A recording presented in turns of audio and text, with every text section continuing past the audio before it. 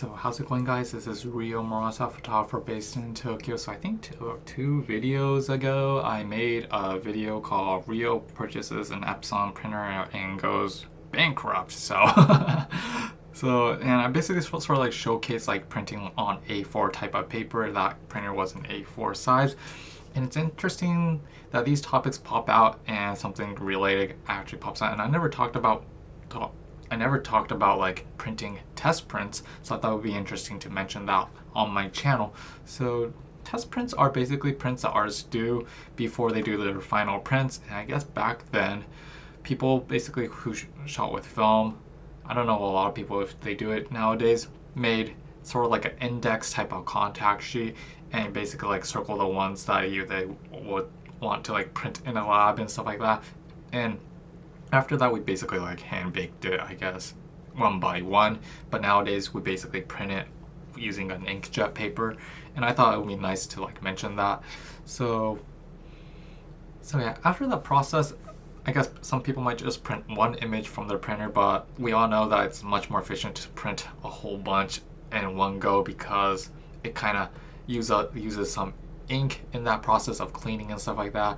And I thought it would be nice to like mention test printing on my channel. So after that process, I thought in this age of digital world, it's like really surprising to know that there's like so many options available, such as paper size, paper quality, quantity, quality, and various material used to make that paper. We have like semi-glossy, glossy, we have matte, velvet, fine, we have washi, traditional Japanese paper, super high glossy paper, super saturated something paper.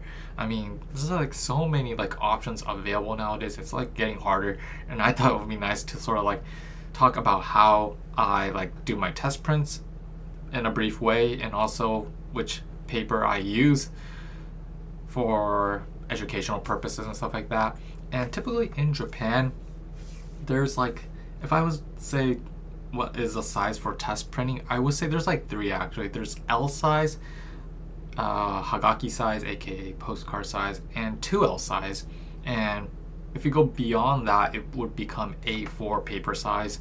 And you guys probably know A4 is pretty big actually. So, and I thought like these three sizes, the L size, the Hagaki postcard size, and 2L size is for test printing. And in my case, I would say, this is going to be my biased opinion unfortunately, but I would say the 2L size is my go-to size for printing test prints. And there's a lot of reasons behind this. One is I'll stick sort of like the overall dimensions right around here, and typically the L size and 2L size is wildly common in Japan actually. I'm not sure if it's common in the United States, but L size is roughly 3.5 inches by 5 inches. The Hagaki traditional postcard size in Japan is 3.94 by 5.3, and the 2L size is 5 inch by 7 inch.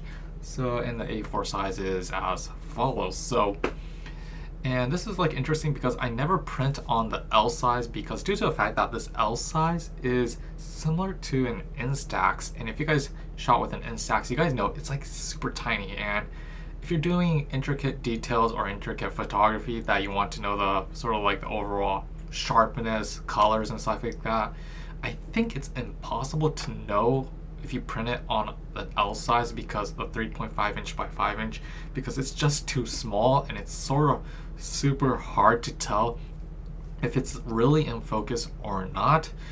And to me, because of that, I typically do my test prints on this 2L size, which is 5 inch by 7 inch.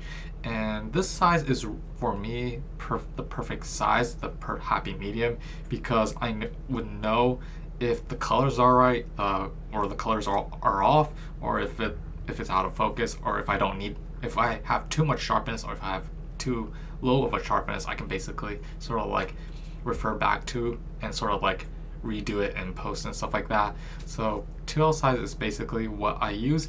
And also the reason why these test prints, in my case, the reason why I do it on a smaller type of paper is we all know that if we print it like using the largest paper at our disposal, so in my case A4 size, you had to consider that every time you do prints, it's gonna like consume ink, and we all know that the larger the paper, it's gonna consume so many ink, and when you go for extended period of time, it adds up. So by doing these prints on a smaller scale, but on a smaller piece of paper, we're basically saving much more ink than printing like on full scale, like A4 or maybe A3 size paper. So that's like one of the things I use, one of the reasons why I print on a smaller paper. And also I had to mention that it's much more cheaper to purchase these types of small type of paper in bulk, and the more the cheaper it gets. At the same time, because it's smaller, it becomes much cheaper. So the reason why I do it on a 2L size instead of an A4 is basically when you have these photos printed in bunch, actually like 10 or maybe 20 actually, if you do that with an A4 size paper, you're gonna need a lot of space, a lot of table space, honestly. So and it's hard to like manage A4 size paper like lined up throughout you might need a conference room to see all your images and stuff like that. So by having it a smaller scale or a smaller amount of what I call size, you can basically thoroughly easily sort of like look at each of the image, and when you have it on a table, it's easier to like move around, reshuffle and stuff like that to organize. And if you do that on an A4 type of size or any paper size that's bigger, it's pretty hard, pretty hectic actually. So unless you're doing some kind of sort of like client-based work where there's a client who wants to know the full size image of that model, product, or anything, A4 size might be better. But for an individual project and stuff like that, 2L is my way to go. So yeah, in addition to that, for this test print, I wanted to try one paper stock, which was from Epson. I never used Epson's paper stock, and they have like two famous ones. One is called Crispia and another one's called Velvet Fine Art, which I never tried. I wanted to try their consumer type of paper just out of curiosity actually. So Epson has their Crispia line aimed at the consumers actually, and this paper stock is famous for super high glossy type of texture, smooth texture actually. And I went for a run, and also I just wanted to, for the gigs of it, and wanted to like throw in the paper stock that I use, which is called Pictorico. And Japanese people, if you go to a photography school, you know it 100%, but people who live outside of Japan don't know about it. Every single photography school in Japan recommends Pictorico paper because they're just awesome. Just biased opinion. No, they're like, in terms of cost performance wise, they're like widely available and also super high quality in my opinion, and they are actually my choice when doing printing actually. So, and just wanted to compare the colors and stuff like that for the sake of this video. And also not much importance to like printing and stuff like that, but the more expensive type of paper the manufacturer has sort of like a reference of how thick that paper is and also the basis weight of that paper. And for some people this isn't that important, but if you get into, I guess, high-end stuff, which I never did, it becomes a factor actually when printing. And the thickness basically is, the more thicker it gets, I guess the more durable, more stable it gets, because the more thinner it gets, when you hold a paper, it kind of sags and stuff like that. But the more thicker it is, it's harder to bend and stuff like that, so that durability rises.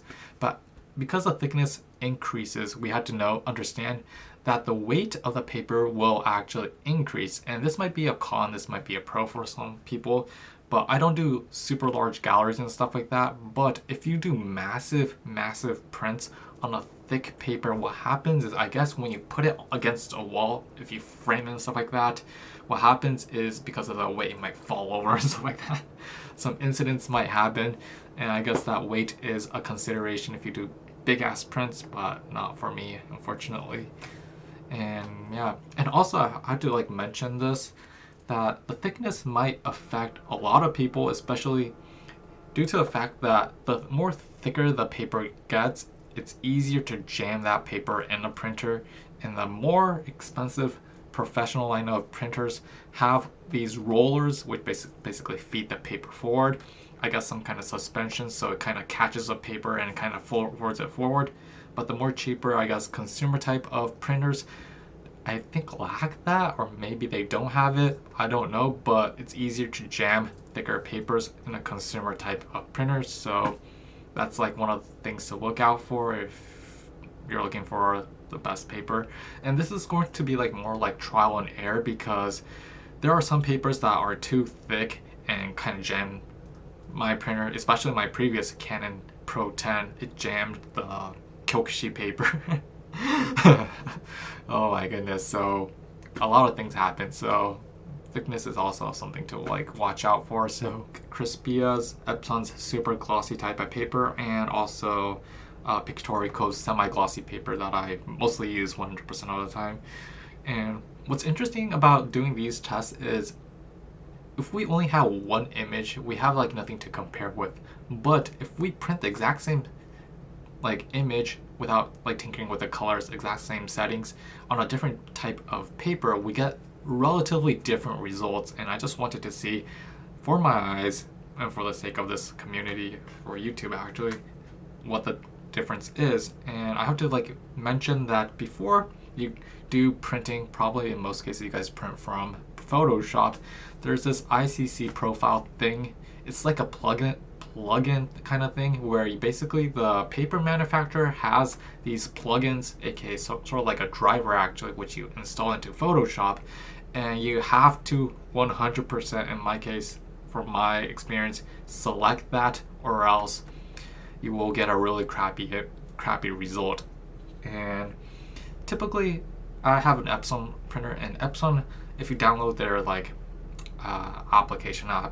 their software, actually the printer driver software, it basically appears when you start printing in Photoshop actually. So you can basically select Crispia, Velvet Fine Arts, typical paper, business paper, and stuff like that. While companies, third-party manufacturers such as Pictorico and I think Alfred too actually, you basically have to like download their ICC profile plugin, and sort of there's a way of doing it. I don't want to talk about it on my channel because it's like really hectic, but there's a YouTuber who talks to you by step of how you install it into Photoshop. But you select that, the exact same paper profile on that, you know, printer setting, and let it roll actually. And that sort of like profile is already optimized to work perfectly with that paper, so you won't make any serious mistakes.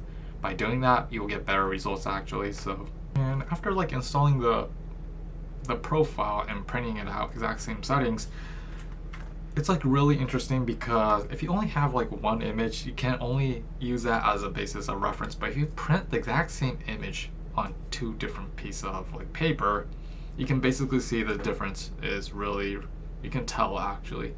So this is hard to tell, but I can tell that, and it's also important to sort of like print with a little bit of side edge on the right and left and top right corner, due to the fact that by doing that, you can basically see the paper's real like color. And this is like really hard to explain to you guys, but like some papers, I mean, we initially think like a piece of A4 paper is pure white, but in reality it's yellow. And the same things can happen with paper. If we only have one paper, there's like no reference. But after printing on a default paper that I use, which is the Pictorico semi-gloss and the Crispia, I noticed that the Crispia's paper color is actually tinted yellow. It's much more yellower. And because of that factor, you had to add that factor in when you're like printing actually.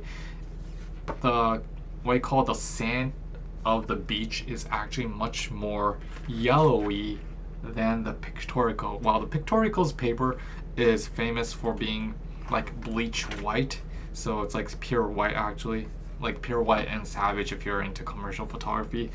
But yeah, it's like And for me, if it's like pure white, it's easier to edit because it's similar to using a Nikon camera, Nikon DSLR, which is neutral in color. Actually, it's easier to edit. But like these things, basically, like you find these like small like changes if you do multiple like test prints, and when you do the final prints, you can understand more about it. And at the same time, this was like really interesting actually. The Crispia's paper, Epson's paper, I'm gonna bash them unfortunately, but the sharpness isn't that as good as I thought actually, and this might be because Crispia is like a highly glossy paper and it looks really flat in my opinion. Well, the Pictorico paper that I use, which is semi-glossy, there's like these small little particles on top of the paper, which makes a sort of like a film-like look actually. Seems to have much more resolution, although they're the exact same image actually. So, and if I have time, I would love to mention Pictorico brand papers on my channel if they sponsor me. Because they have by far the most types of variation in paper actually. They have like, I think they have like 15 15 paper types actually.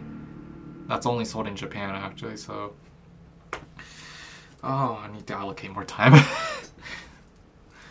And yeah, I keep saying this over and over again.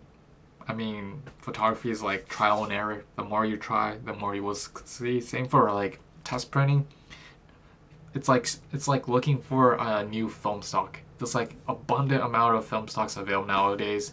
There's new ones coming out, and we don't know until we try them. Same for photography paper. There's like so many. Obviously, I wouldn't say try every single photography paper, but I would say try to test and find the one that you love to use periodically. And same for film, shooting with film. Like if we stick to one film stock, we will get the exact same look throughout our period of sessions, series, and stuff like that.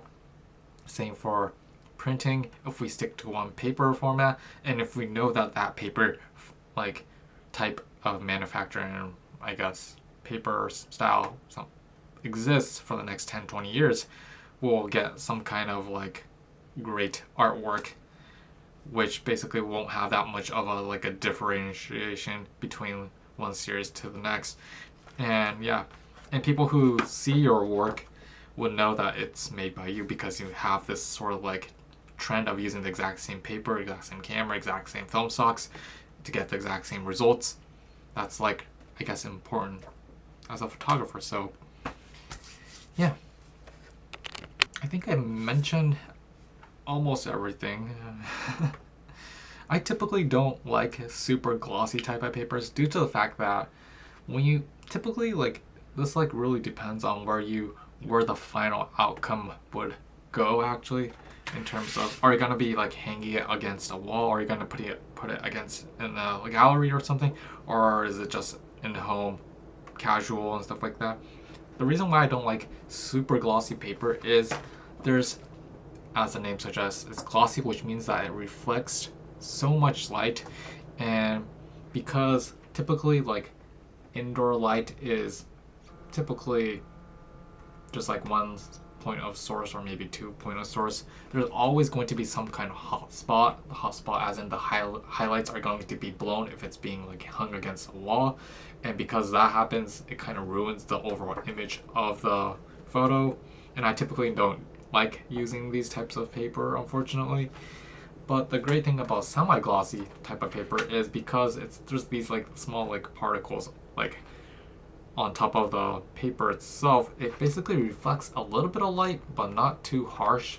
And when there's like direct sunlight or direct like sort of like covering the whole image, it won't get overblown, and it just looks nice whichever position you are in.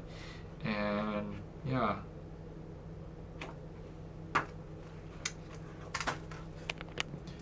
so yeah, that's basically it. Hope you guys enjoy this video. If you have any questions, or I'm like curious about what's your choice of paper actually when you print your work and stuff like that. do you like print like smaller index type of paper, like what you call photos, before you do the final prints and stuff like that, or is there like a specific size that you actually print on? And yeah, do you like glossy, super glossy type of papers, or semi-glossy, or matte velvet type of paper, or there's like so many types of paper. I mean, the conversation can go forever.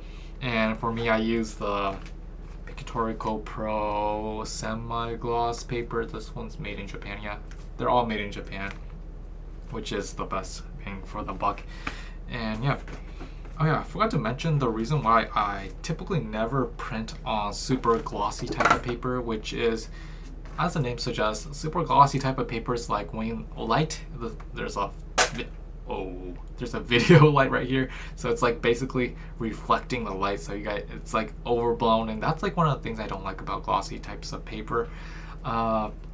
If you hang a super glossy paper or a glossy type of paper against in a frame or at a gallery, typically galleries have some kind of spotlight hitting that, you know, artwork, and if you look at it carefully, like super glossy type of paper, because it's glossy, it's similar to product photography, there's going to be some kind of hot spot like happening, and that hot spot basically blows out the highlights, and if it blows out the highlights, it's harder to like grasp what that image is, and I basically don't like that happening. I don't want the people looking at my sort of like artwork not understanding what that image is.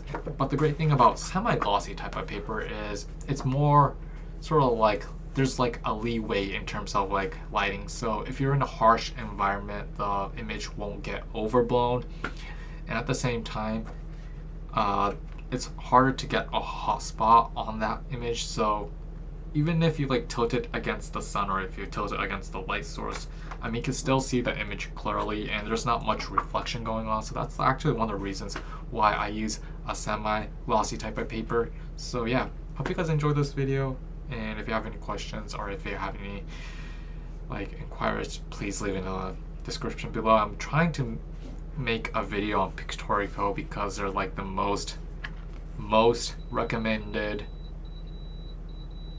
That's my rice cooker. So yeah, Pictorico is basically the most recommended paper manufacturer in Japan. Every single photography school, they say use Pictorico and don't look back. So yeah, we'll see you next time. Peace out.